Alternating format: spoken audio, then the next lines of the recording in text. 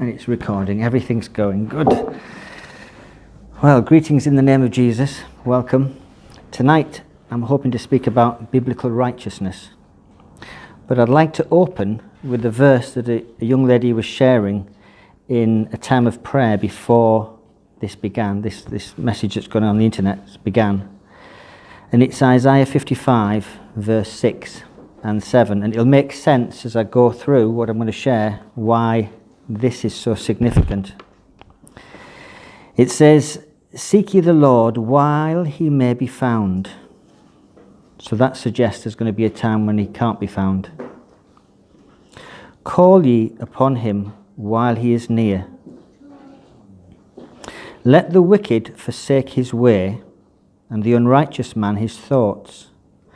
And let him return unto the Lord, and he will have mercy upon him, and to our God, for he will abundantly pardon." Can I bring you notice to that, just the beginning, that verse 7. Let the wicked forsake his way. Let the wicked forsake, stop doing what they're actually doing. And let the unrighteous man his thoughts. So the unrighteousness is to do with how you think. And in Proverbs it says, as a man thinks in his heart, so is he. As a man thinks in his heart, so is he. Paul says in the New Testament, be transformed by the renewing of your mind. Be transformed by the renewing of your mind. So how we think is really important. In the beginning of the New Testament, Jesus says, repent, for the kingdom of heaven is at hand. Repent and believe. And I was surprised to find that word repent is metanoion in the Greek. Metanoion. And it turns out to be two words, metan, noien. And so these two words, metan, is consistently translated throughout the New Testament as with. So if you can find the word metan in the New Testament, and it's translated as with. And noien is consistently translated throughout the New Testament as understanding. And so they take with understanding and they put it together. And I've always had the impression that it's in sackcloth and ashes and crying out and saying, God, please forgive me. But what I realized is it means with understanding, believe. I thought, wow, it was quite a shock to me. With understanding, believe. So that was a surprise. And it'll make sense why I'm bringing these few Greek words out at the beginning. And there's another word I came across, faith. And I've been a Christian since 79, and I've always seen faith as a kind of giving birth to an egg, straining and trying to the point where you're able to walk off the cliff into thin air. And the day will come when you actually can step off the cliff and you'll float. And when I went to Israel in 2005, 3 attempts to walk on the Sea of Galilee failed. But I did pray fervently. I wanted to walk on the Sea of Galilee. It didn't work. So I got wet. However, I discovered recently an amazing thing about the word faith. The Greek word that you get the word faith from is pistis. That's the Greek word behind the word faith. And I looked up the word pistis, and it means persuaded. Persuade. In English today, we'd say fully persuaded. Fully persuaded. And I thought, fully persuaded?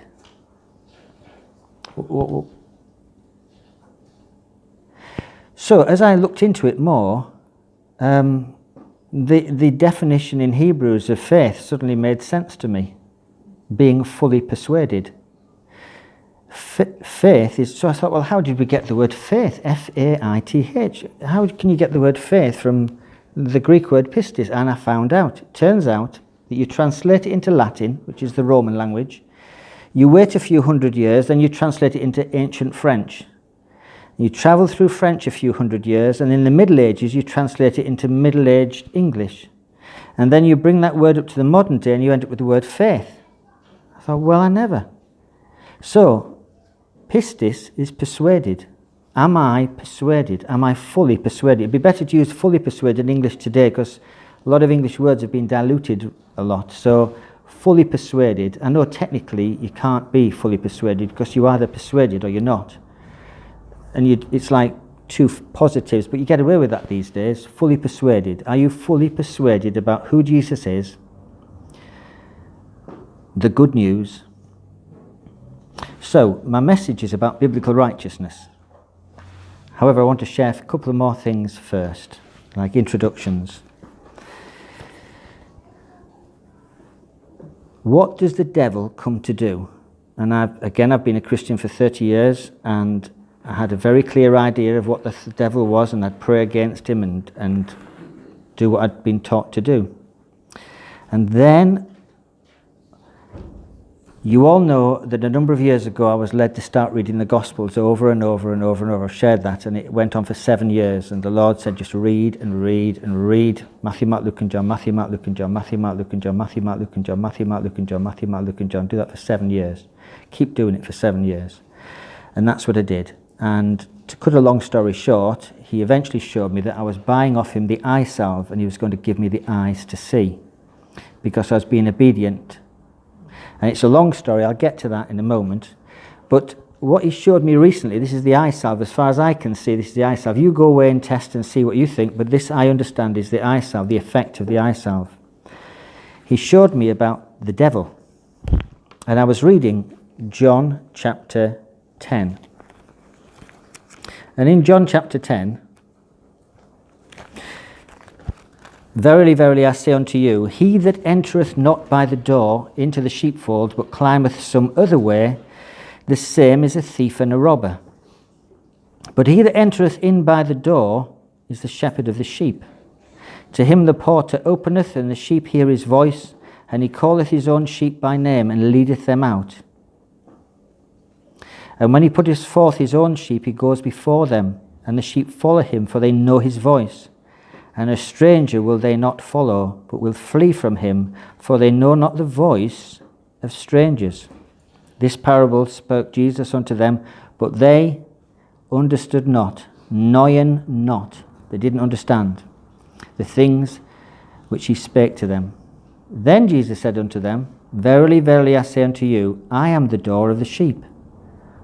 All that ever came before me are thieves and robbers, but the sheep did not hear them. I am the door. By me, if any man enter in, he shall be saved, and shall go in and out and find pasture. Verse 10, the thief comes not but for to steal, to kill, and to destroy. I am come that they might have life, and that they might have life more abundantly. I am the good shepherd. Steal, kill and destroy. That's what the devil comes to do. Steal, kill and destroy. My thought was, steal, kill and destroy what? Steal what? Kill what? Destroy what? Because I've learned, what he's taught me is that when the Bible, it's not just, as I thought for many years, you'd listen to it and have an idea what you thought it was, and somebody else would share what they believed it meant, but I've actually found it's like a brain surgeon with a scalpel. The precision is scary. And I've been shocked at how utterly precise every single word is and the meaning. So first he showed me about John 10 and the doors. Very, very saying to you, he that entereth not by the door into the sheepfold, but climbeth up some other way, the same is a thief and a robber. And he showed me that the door is the Old Testament, the Scriptures. The way the Jews should have been able to recognize that Jesus is the Messiah is he came via that door.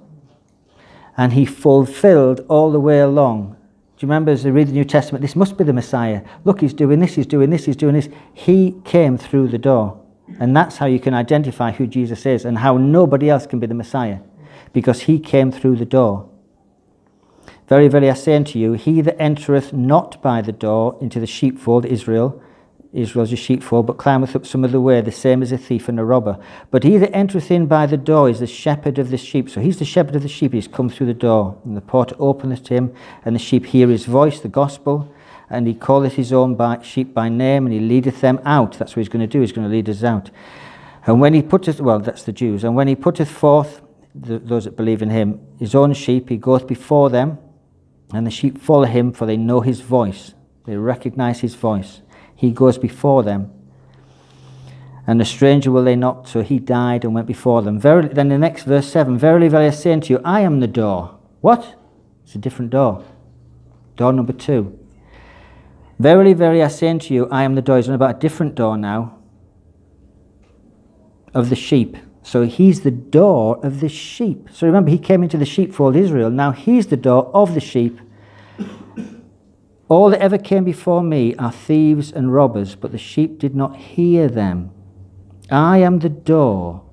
By me, if any man enter in, he shall be saved and shall go in and out and find pasture. You enter in by the door. He came and brought the words of the Father. The door is the gospel. The Matthew, Mark, Luke and John is the door, the words he brought. John 6:63, my words are spirit and they are life. So, in Matthew 7, your faces help me because it allows me to jump to scriptures to explain. Because I can tell by your expressions if you think, what has he just said? So, Matthew 7, Jesus says, those who hear my words and do it build on the rock. So where's his words? Matthew, Mark, Luke and John. That's where he shares his words. That's where it's written down. So those who hear my words and do it build on the rock. And all the storms come and they survive. Those who hear my words and don't do it are washed away because they build on sand. So his words are rock. He says, I am the door. You come through me. John 6:63, my words are spirit and they are life. So the thief comes not but for to steal, to kill, and to destroy. To steal, to kill, and to destroy. So I want to go to Matthew 13 now and look at the first account of the parable of the sower. The parable of the sower is in Matthew, Mark, and Luke. And in Matthew 13, you'll find the first explanation of the parable of the sower. Right.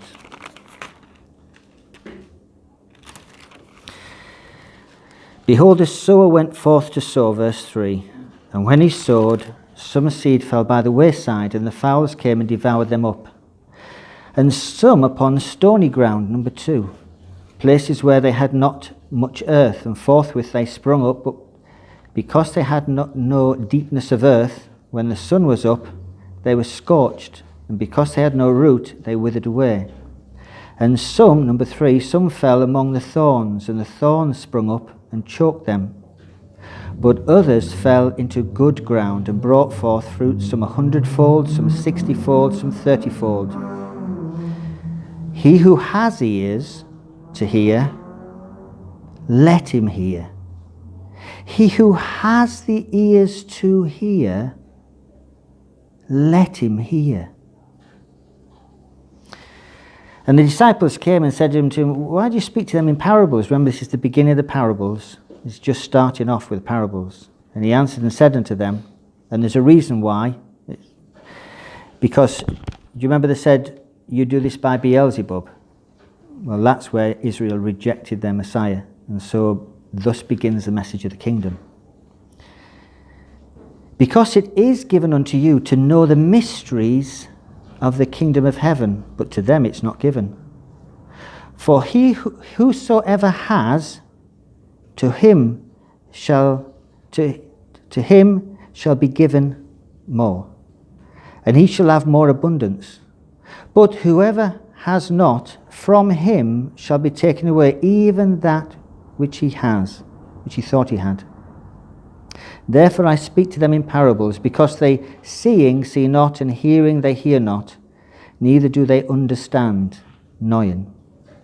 And in them is fulfilled the prophecy of Isaiah, which says, by hearing you shall hear and shall not understand, Noyen, and seeing you shall see and shall not perceive. For this people's heart is waxed gross, and their ears are dull of hearing, and their eyes they are closed, lest at any time they should see with their eyes, and hear with their ears, and should understand, understand again, Noyen, with their hearts, and should be converted, and should heal them. That converted is like turning.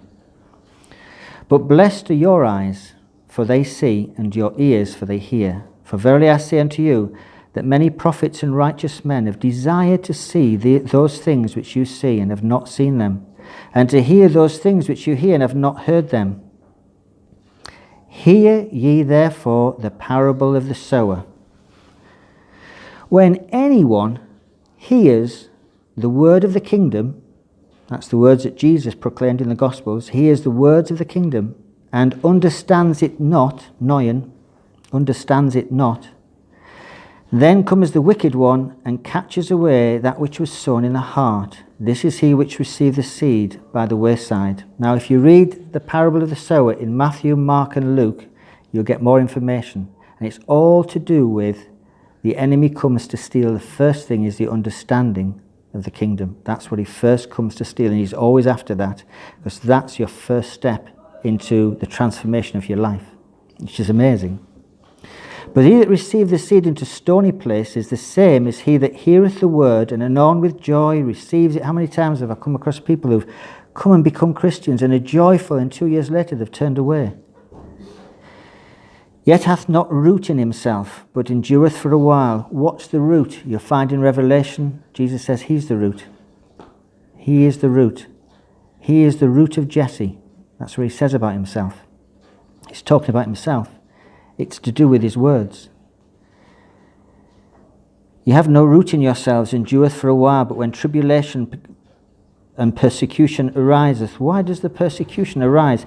Because of the word. The one thing the enemy does not want you to get into you is the words of Jesus. And that's why the persecution comes. You've passed stage one, you develop the understanding, the enemies are after then to steal that word. How does he steal it? What does he do? And by he is offended, takes offence. He also that received the seed among the thorns is he that hears the word, and the cares of this world and the deceitfulness of riches choke the word, and he becomes unfruitful. He first of all steals the understanding. He then wants to kill your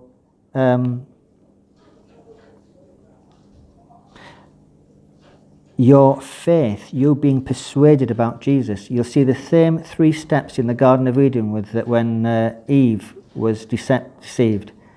It's the exact 3 steps. He comes to steal, kill and destroy. The 3 things he comes to steal, kill and destroy. The understanding he first deals with. Then her persuasion, her faith. And then he goes on to, and he also received the seed among the thorns. He chokes it. Oh, look, it's good for food. It's good for... This world is what he uses, the last strategy, and that's what takes Christian people who are followers down, and they start turning away and they become distracted from the words of Jesus. But he that received the seed into the good ground is he that hears the word and understandeth, noyen, which also beareth fruit and bringeth forth some 100-fold, some 60, some 30. That's interesting. Notice the mathematical equation there. Some 100, some 60, some 30.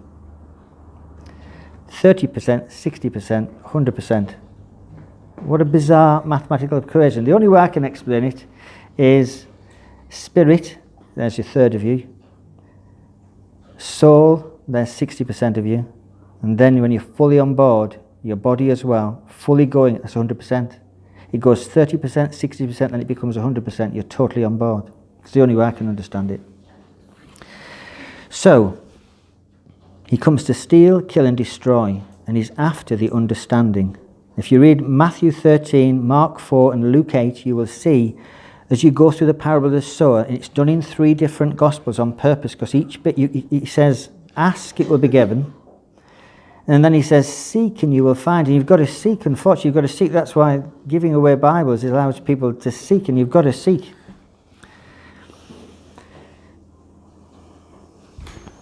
So, I came to share the message of what's biblical righteousness. And by the way, if you'd have asked me about 18 months ago what biblical righteousness was, I'd have looked at you bemused and thought, what? New Testament righteousness? Okay, Old Testament righteousness. Biblical? That's 66 books. Biblical? How does that work? So I didn't know the answer. And some of you who've heard me before know that I had an encounter in my house. I was home alone,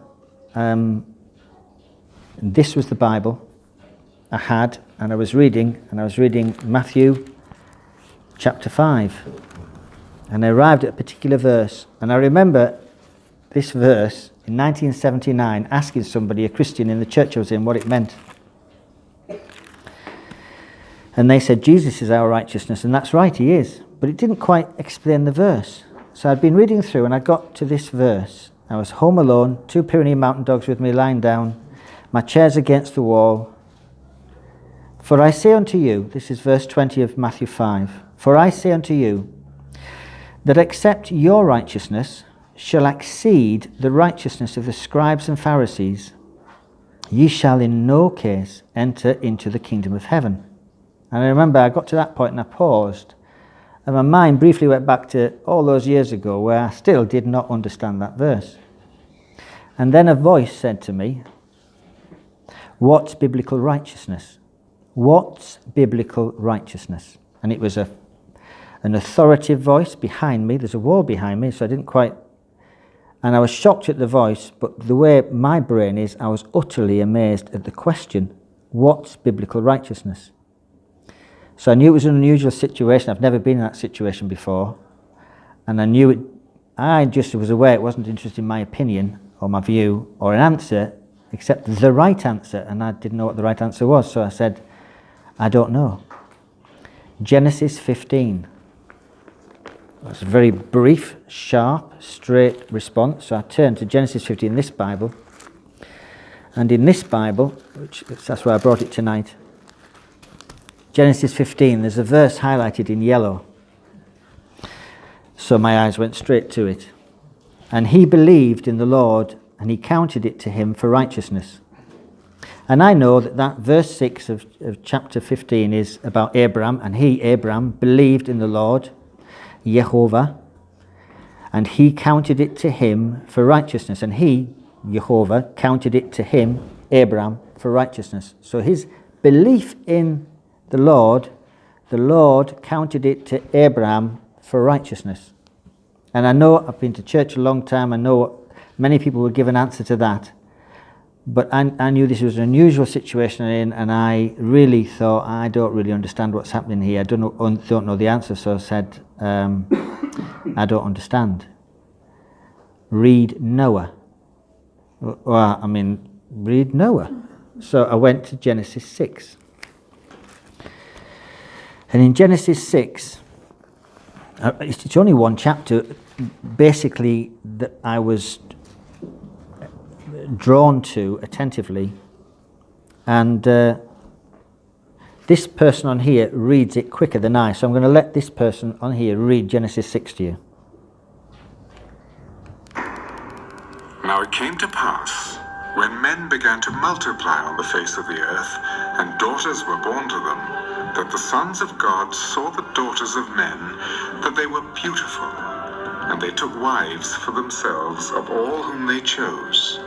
And the Lord said, My spirit shall not strive with man forever, for he is indeed flesh. Yet his days shall be 120 years. There were giants on the earth in those days, and also afterward, when the sons of God came in to the daughters of men, and they bore children to them. Those were the mighty men who were of old, men of renown. Then the Lord saw that the wickedness of man was great in the earth, and that every intent of the thoughts of his heart was only evil continually. And the Lord was sorry that he had made man on the earth, and he was grieved in his heart. Notice there that it was the thoughts of man that was evil in his heart. It's the thinking. And that, going back to what our sister shared about the prayer, about Isaiah, wickedness is what they do, unrighteousness is their thinking. That was the problem before the flood. It's amazing. I will destroy man whom I have created from the face of the earth, both man and beast, creeping thing, and birds of the air. For I am sorry that I have made them. But Noah found grace in the eyes of the Lord. This is the genealogy of Noah. Noah was a just man, perfect in his generations. Noah walked with God. Now that was a verse that really stuck out to me. Noah was a just man and perfect in his generations, and Noah walked with God. And that I happen to know because I've studied before. Noah was a just man. That word just in the Hebrew is righteous. And I knew that. I double checked and it was righteous. Noah was a righteous man and perfect in his generation, and Noah walked with God.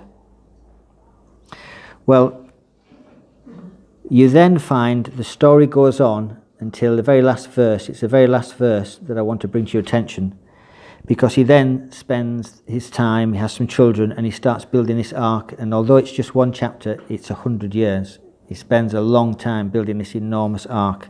And this is the last verse of chapter 6. Thus Noah did, according to all that God commanded him, so he did.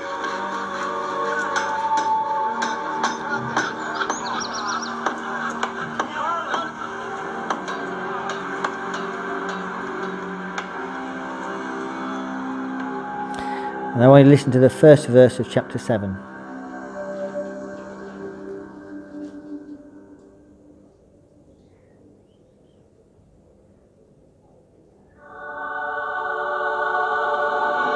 Then the Lord said to Noah, Come into the ark, you and all your household, because I have seen that you are righteous before me in this generation.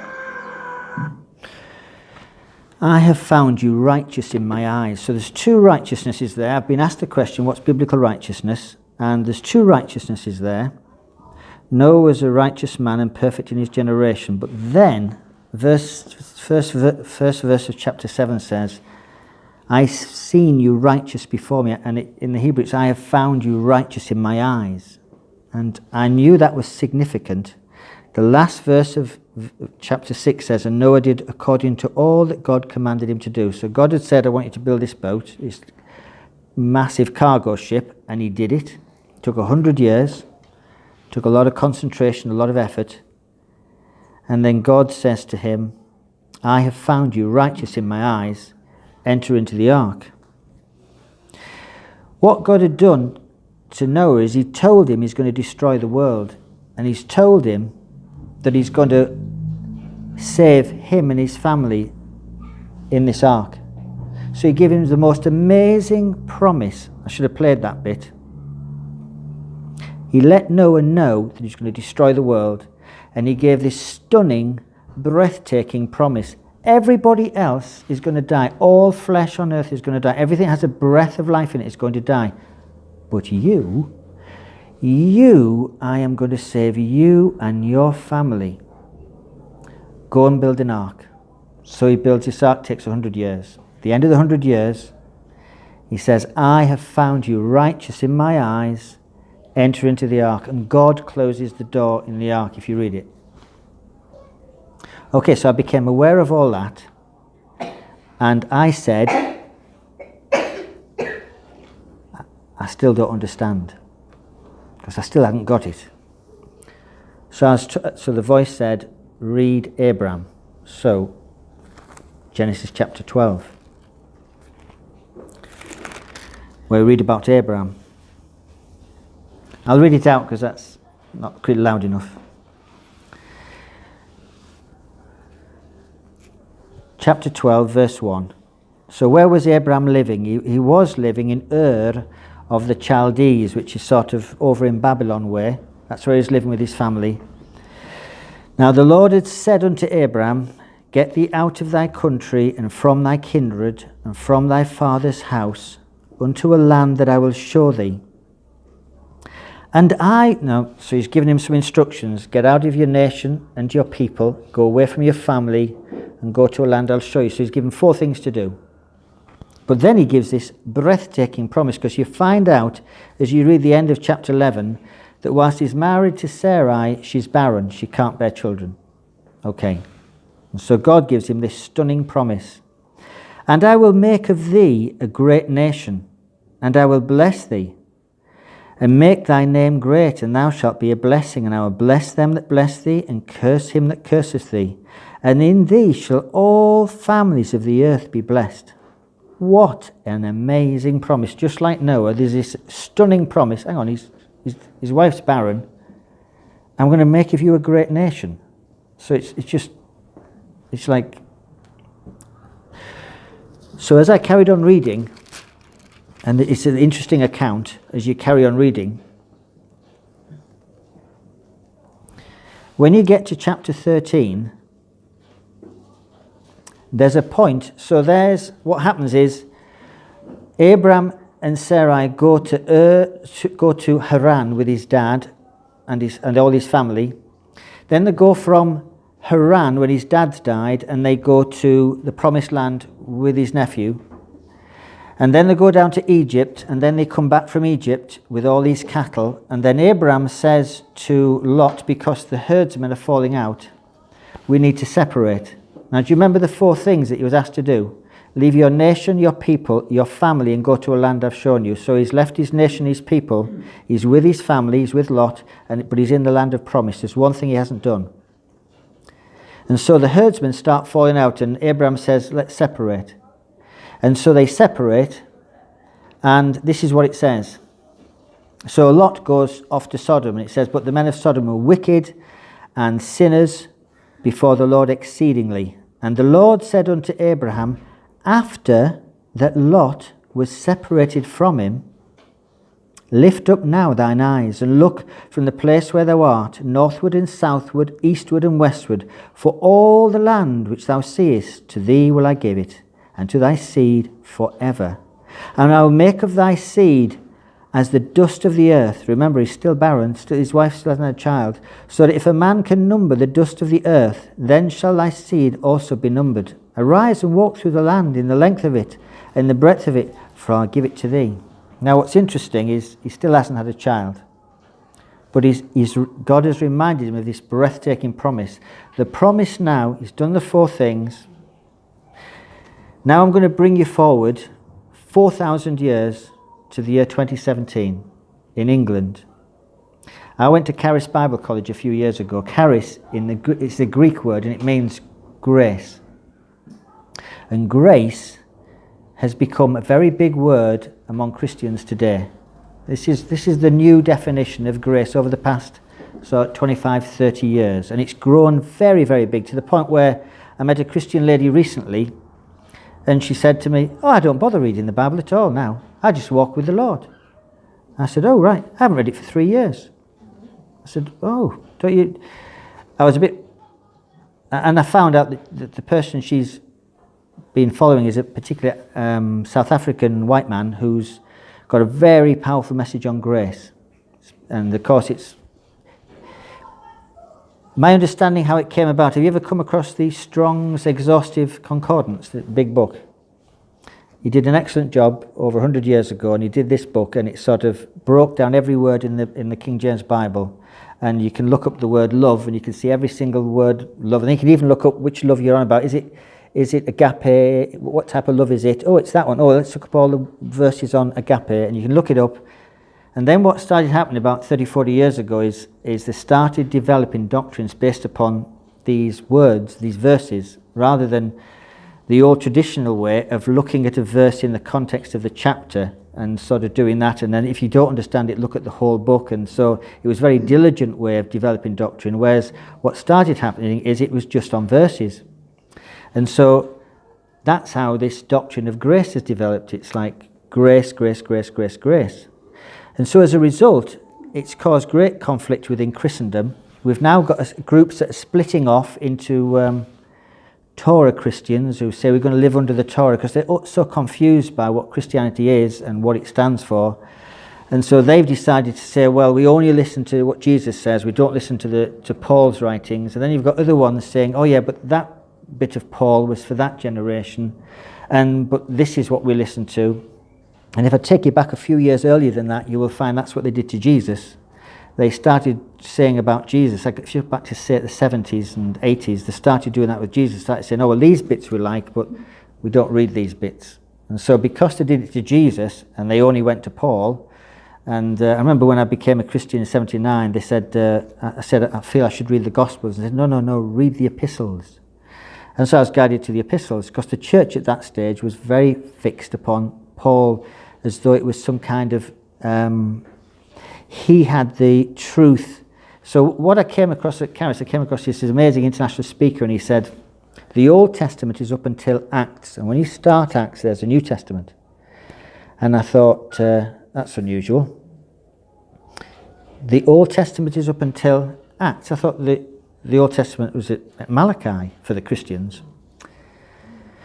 And it was really confusing. And then I came across something Jesus said when I started going through the 7 years of reading the Gospels. And Jesus says, I've learned to say that so many times, but Jesus says, the law and the prophets, so that's the Old Testament, the law and the prophets are up until John the Baptist. And I found out why. Why? Because in Matthew 4, Jesus says, don't think I've come to do away with the law and the prophets. And the church, so you've got the Torah Christians saying, oh, look, they still apply to us. No, listen to him precisely. I haven't come to do away with it. And the reason I thought they'd done away with it, think of John the Baptist. There he is baptizing people in the River Jordan for the forgiveness of the sins as they're going along the Jordan from the Galilee, not going through Samaria because it's the Samaritans. So they used to walk along the Jordan, then up towards... Do you remember the parable of the man that was hurt in Luke by robbers, and then this Samaritan helped him? Well, that was the path down to Jericho, and that's the journey they used to take to the Jordan River and along up to the Galilee. So they didn't go through Samaria. That's why the woman at the well says to Jesus, what are you doing here? Why are you talking to me? So strange. Because the Jews never went through Samaria. So there's John the Baptist at the river, baptizing people for the forgiveness of the sins, and where are they off to? They're off to the temple 3 times a year. What for? For the forgiveness of the sins. So the Pharisees go down and say, what are you doing? Who are you? What are you up to? So naturally, all these people being baptized by John the Baptist for the forgiveness of the sins, they're all thinking, oh, well, it's all over. It's gone. Let's get rid of the law. He's going to cause, he's going to change it. And that's why the Pharisees thought he's going to cause so much trouble. They didn't realize what he'd come to do and who he was. And so Jesus in Matthew chapter 4 says, don't think I've come to do away with the law and the prophets, because that's what they all thought. I haven't come to do away with it, but I've come to do something you're not expecting. And listen to me very carefully now as I say this. I've come to fulfill it. And so the Torah Christians don't quite get that either, because what it means is the Torah Christians are living according and under the law, and Jesus actually came to fulfill it, which is very different. He came to be, John the Baptist, behold the Lamb of God that takes away the sin of the world. He's come to fulfill it. He is the Lamb. He is going to fulfill it all. The law and the prophets. And then you've got a group of Christians that say, all right, Jesus says it's finished on the cross, so now we can throw it away. No, if you listen to the rest of Jesus' words, the time he came down on the donkey into Jerusalem, he says, your eyes are going to be closed now. And then he speaks things like when he's walking to the cross in one of the Gospels, and in other parts of the Gospels, he mentions how the prophets, that the reason Jerusalem is going to be destroyed and cast into the nations of the world is so that all will be fulfilled that is written in the law and the prophets. It's all going to be fulfilled. So Jesus fulfilled everything that related to the Messiah coming, but it's not over. There's more to come. There's more to come.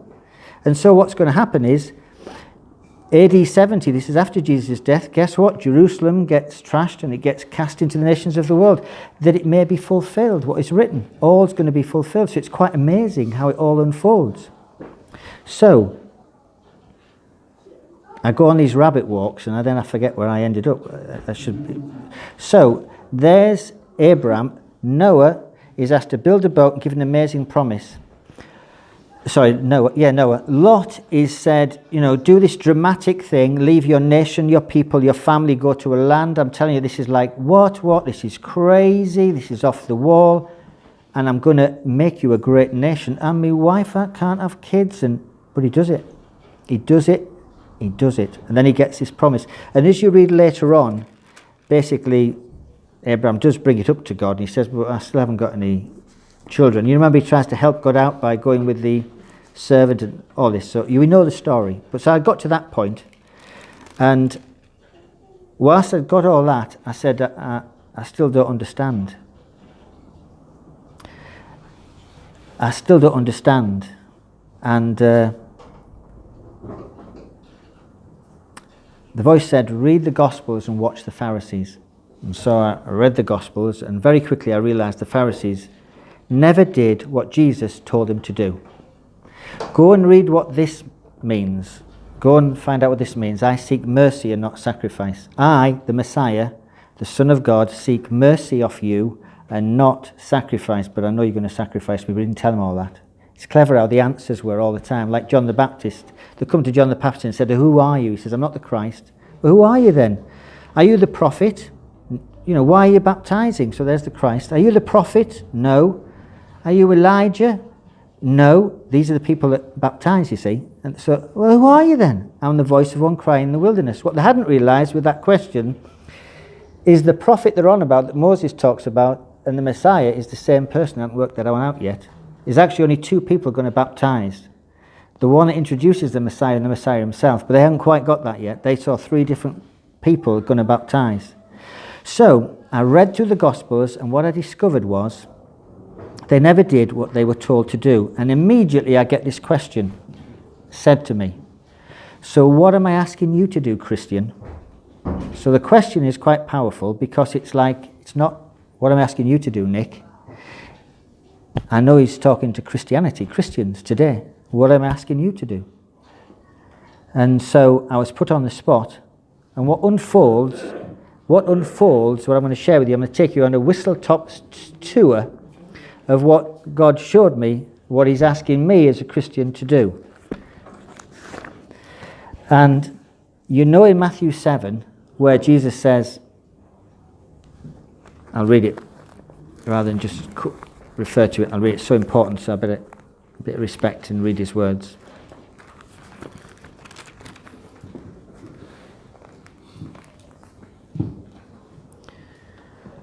Not everyone that says unto me, Lord, Lord, it's capital L, Lord, Lord, shall enter into the kingdom of heaven. But he that does the will of my Father which is in heaven. So, you've got to do the will of the Father. Right. And then he goes on to say, many will say to me in that day, Lord, Lord, have we not prophesied in your name? A gift of the Spirit. And in thy name cast out devils. Again, the gift of the Spirit. And in thy name done many wonders. And that's dunamis, that mighty miracles. And then I will profess unto them, I never knew you. Depart from me, you who work iniquity. And in the Greek behind that, it means lawlessness. And it's not on about the law of Moses. It's on about the law of Christ. So he who does the will of my Father. And Jesus says that a number of times as you read through the Gospels. He who does the will of my Father. So what is the will of the Father? Let's nail it. What is the will of the Father? And there's an interesting account of the Mount of Transfiguration. And it's in Matthew, Mark and Luke. It's in Matthew 17. It's in Mark 9. And it's in Luke. And I didn't write it down. But it's verse 28 if you go to Luke. Fancy not writing it down. Anyway, we're going to go to Matthew 17.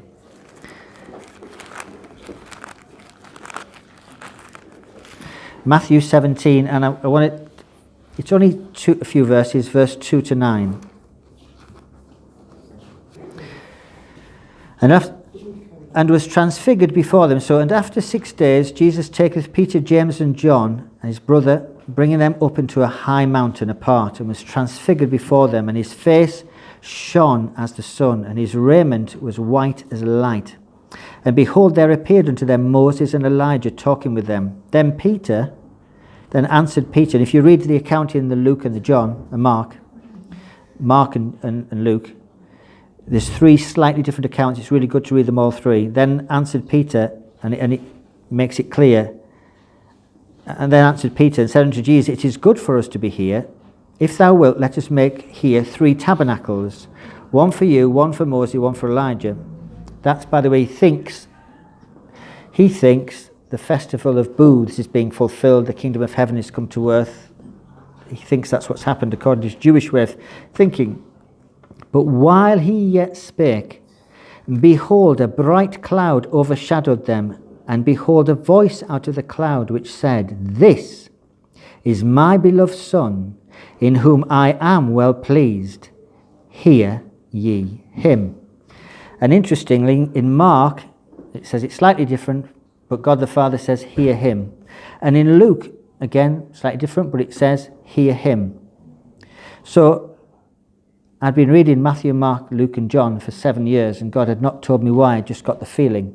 And what he'd shown me is one of the key things for this generation that's about the things that are about to unfold is just two things that are going to empower you and strengthen you and get you through what's going to happen. And those are in the Gospels, and they are obedience to the teachings of Jesus and humility, servanthood. Jesus says, deny yourself, take up the cross and follow me. So that's deny yourself here inside the soul. Why do I like Haagen-Dazs ice cream and not Aldi ice cream? So my soul can taste the difference, and it says I prefer Haagen-Dazs vanilla. Why do I like Kentucky chicken? And not McDonald's, because my taste buds in my soul, and you think it's the body, but the body just wants food. My body can live on bread and butter. My body will live on bread and butter and a drink of milk, potatoes and milk. But my soul